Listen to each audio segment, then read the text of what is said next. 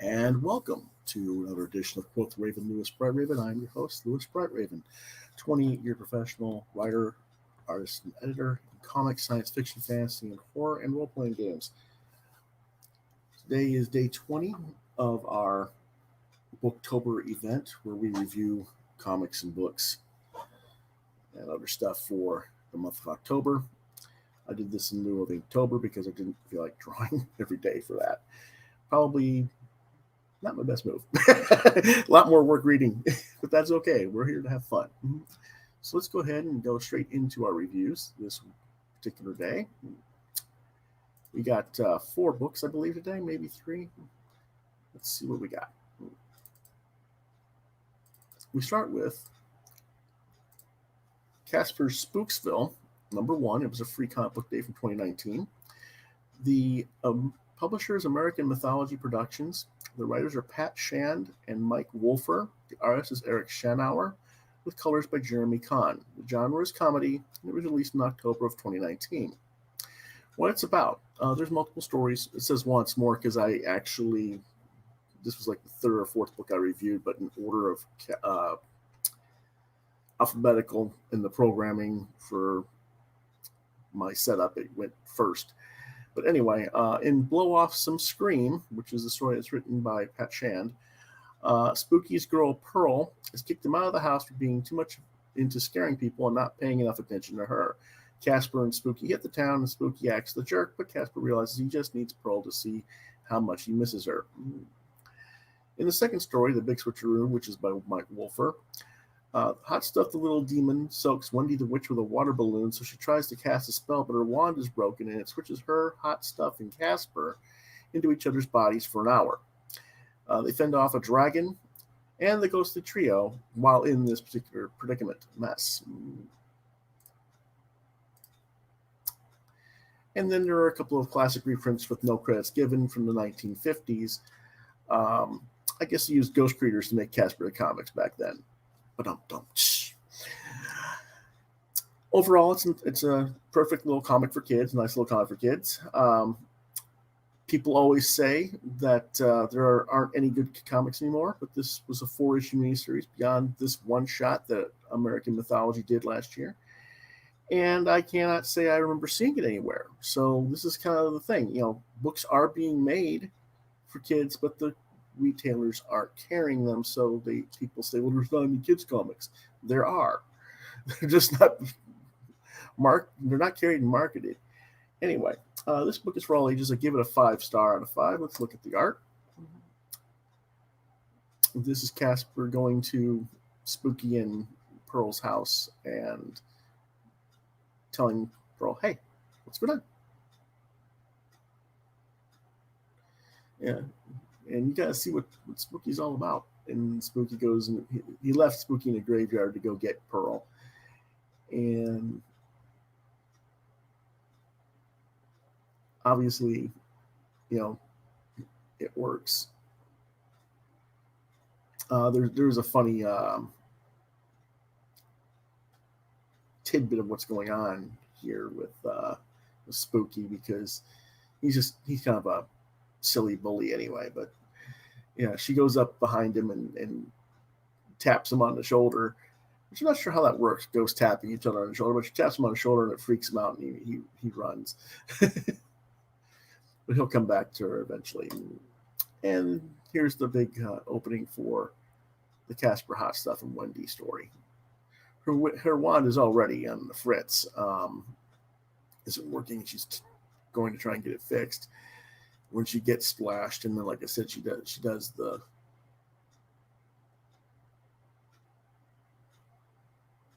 spell, and it reverses all their bodies.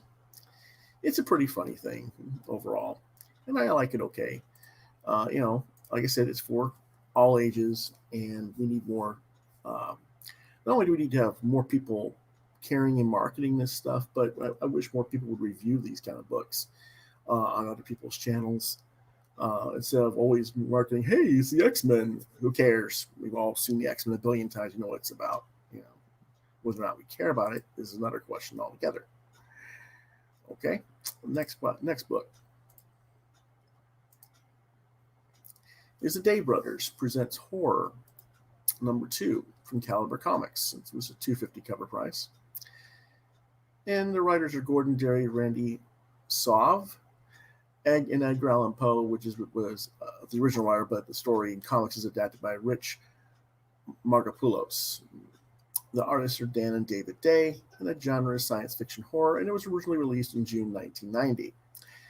This issue of Day Brothers Presents has a theme of horror. There are 3 stories. Gordon Derry and Dan Day tell a story about an astronaut who has escaped a hellish planet, only to find he brought some alien stowaways along with him, and he has to destroy his own mothership before the aliens can call more humans to aid them and feed on them. The second story, The Fly, by Randy Sauve and David and Dan Day. Well, I guess you can tell what that story's about from the cover. It kind of gives the story away, unfortunately. There's not much more for me to say. There's a scientist who gets vivisected by a giant fly. Anyway, the third story is an adaptation of Poe's story Morella, which is by Margopoulos and the Day Brothers. And I recommend it for ages 15 and up, and I gave it 3.5 stars. Let's take a look at the artwork. Oh, actually, I got a little bit more to say about it.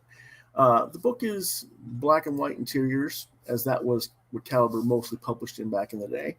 For a 1990 black and white book, this is a pretty standard fare.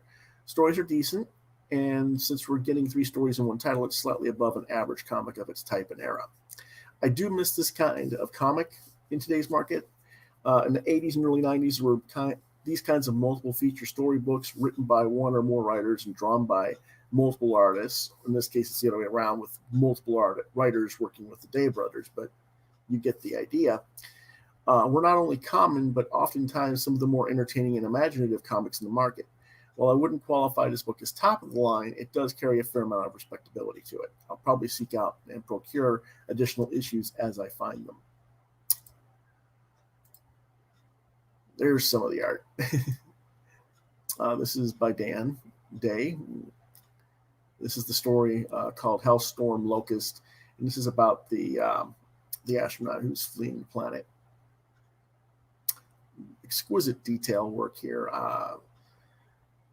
I wish this was actually collected and reprinted somewhere with digital color today, and see where that would, if they could do a digital color version of this.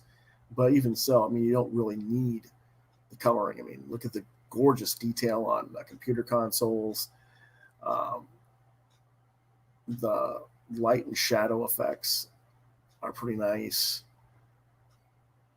It's got great perspective from bottom left to top right for the grid and the way the eye follows the art from left to right. It's very well done.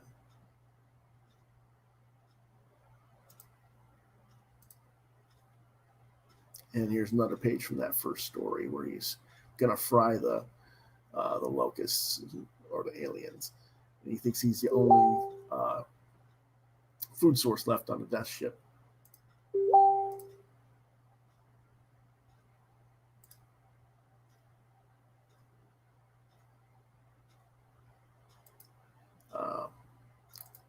That was my comic retailer telling me to hold on for books that are going to come today. And John Norris says hello. Hello, John. Sorry about the delay in getting your response in. Hope you're enjoying your day today.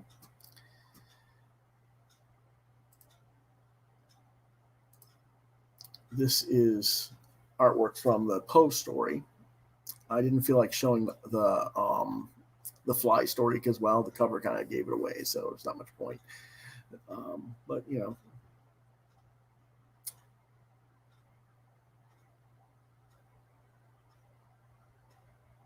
so there's that. Like I said, 3.5 stars. Next book is Junior High Horrors Halloween Special, or Junior High Horrors Halloween Special. There we go. Free Comics Fest book from 2019. Of course, it was free. Publisher is Keen Spot. The writer is Rob Potchak. The artists are Rob Potchak and Billy Parker, with a cover by Sean Beck.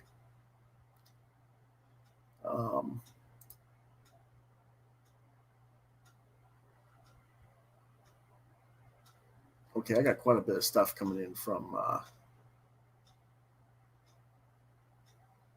Eric now, my retailer. So I apologize for any sound. Okay, where am I at? A cover by Sean Beck, yes. The genre, parody humor, maybe. Wasn't really sure. It was released in October of last year. And what it's about, a group of characters are trying to decide what they're going to dress as for Halloween. There's not much going on in this story. It's fine for kids. It's just not enough of a story here for my interest. I guess it's a regular feature webcomic on KeenSpot. So if you're familiar with that webcomic, the story might mean something more to you, but I really couldn't connect with any of the characters in this. There's nothing to really knock on. It's just not enough story to keep me interested. I gave it 2.5 stars, a little bit below average for me.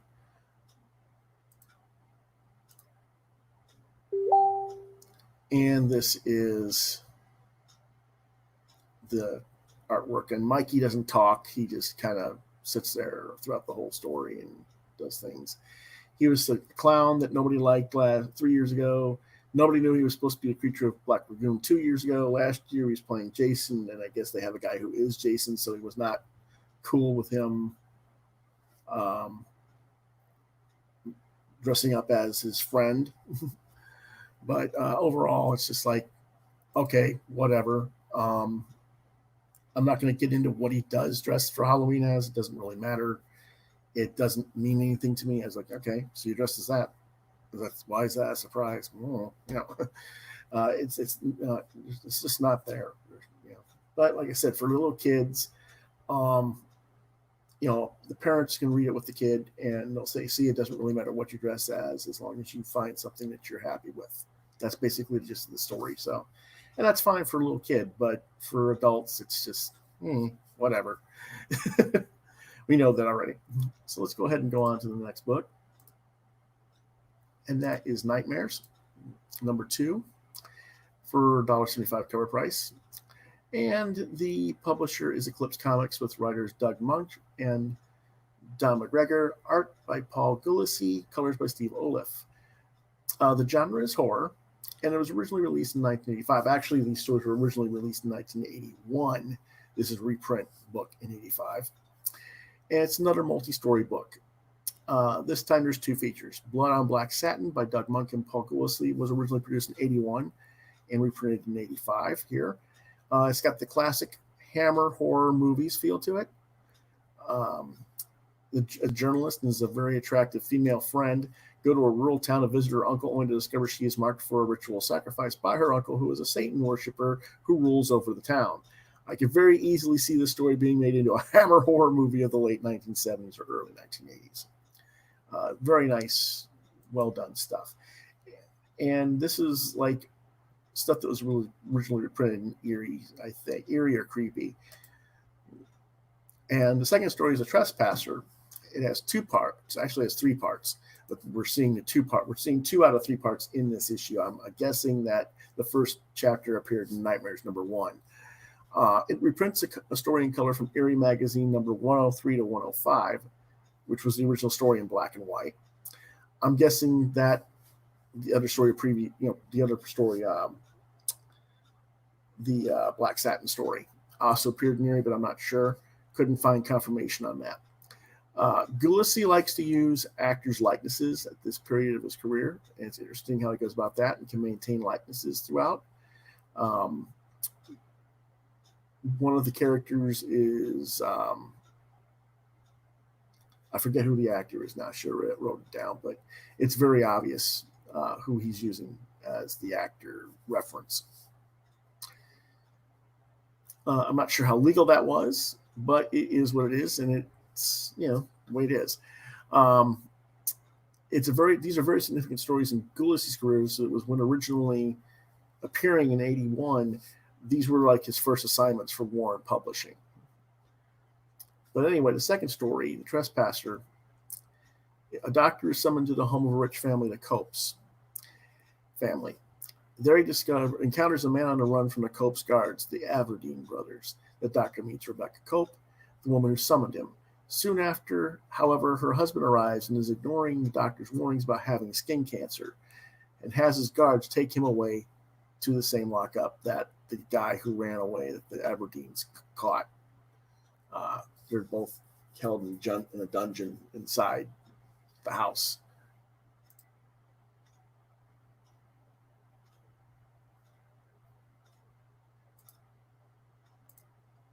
So Dr. Kavanaugh is thrown into the basement dungeon where he finds Kelsey, the man he had seen captured before. Kelsey reveals that the Cope house is built on a site where nuclear waste has been kept and is the reason for the family's illness. In other words, both the husband and the son. That's why the woman had summoned him to the house. Rebecca, the woman, soon arrives and lets them out. As they're crossing a bridge, one of the Cope family's guard finds them, and the fight ensues in which the bridge is destroyed. Luckily, Kavanaugh is able to throw the man into crocodile-infested water, saving himself and Rebecca. Sadly, the concluding chapter here is only 6 pages. Kavanaugh defeats the Cope's last guard and then fights Harris Cope, the husband, who shoots his wife, Rebecca. Harris falls out the window to his death, and Kavanaugh is finally able to leave with Rebecca in his arms, and the child that she came also died in the fire of the house, because the house is burning down. It's a very rough, ugly ending. But then again, this is the kind of story we would have seen in the 1970s, early 1980s from horror comics and movies. You don't get the happy ending in those type of stories all the time.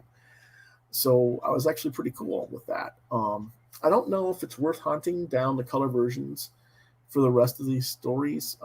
But if you find them in the dollar bin like I did, it's worth it. But I think it might be a better idea to go get the archives from Erie for the original black and white versions. But the stories are solid, above average work. And I recommend it for ages 15 and up. So I give them 4 out of 5 stars. This is the Black Satin story. I squished 3 pages together on this. It's the tail end of the story. As you can see, the uncle has got his thing going on with his Satan worship, and the town's crumbling, and everybody's fleeing. And next thing you know, it's morning, and the journalist is waking up on the street with the constable waking him up. What's going on? Where is everything? Why is everything right? What's going on? Was there something? Was there drugs in the alcohol I was drinking or something? And the constable's like, I wouldn't know, sir. And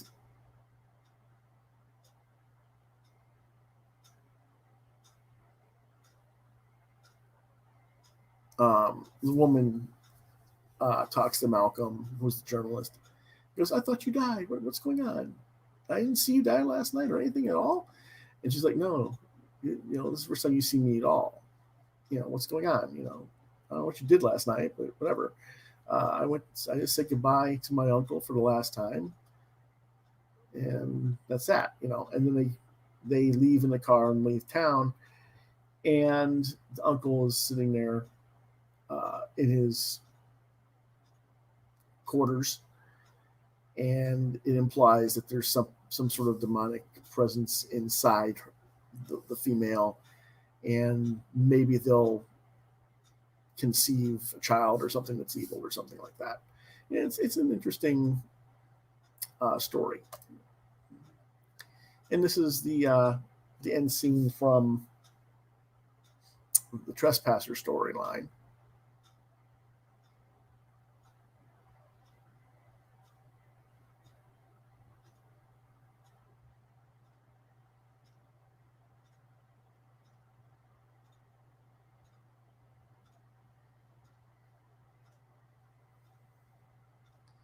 You can see the house is burning down, and Rebecca's raced in to try and get her son out of there.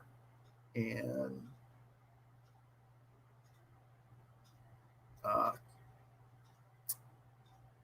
Harris is waiting for them. He's already probably shot the kid, but who knows?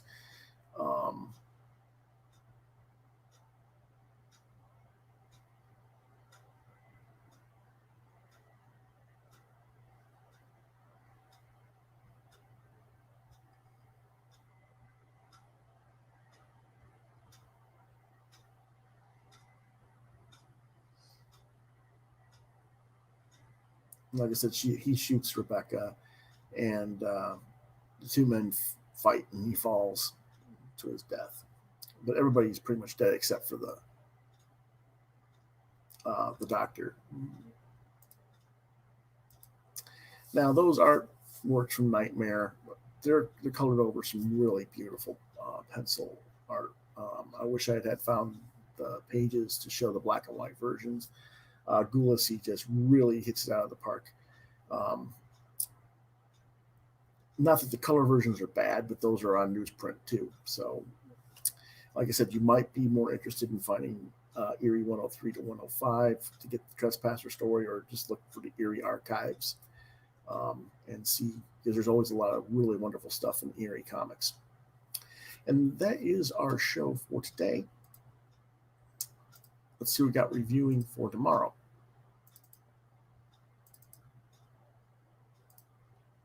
We'll be reviewing Stephen Arbissett's Tyrant #1, a flip book by Archaea Comics, which has Mouse Guard and the Dark Crystal, one on each side, and One Shot Press's Dr. Clot's Twisted Tales, #1. Okay, that'll be our show for tomorrow.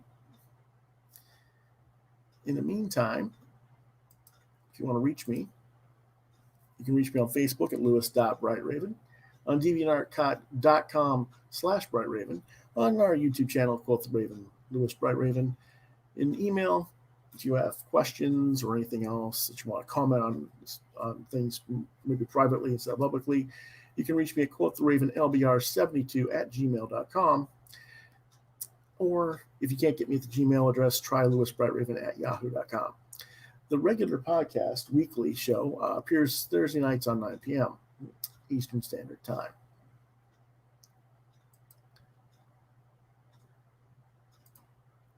And with that, we will see you guys next week. Or actually not next week. I'm sorry. I'm so used to doing the weekly show, even though I'm doing daily. But yeah, yeah. We'll see you guys tomorrow with day 21. Have a good day, everyone.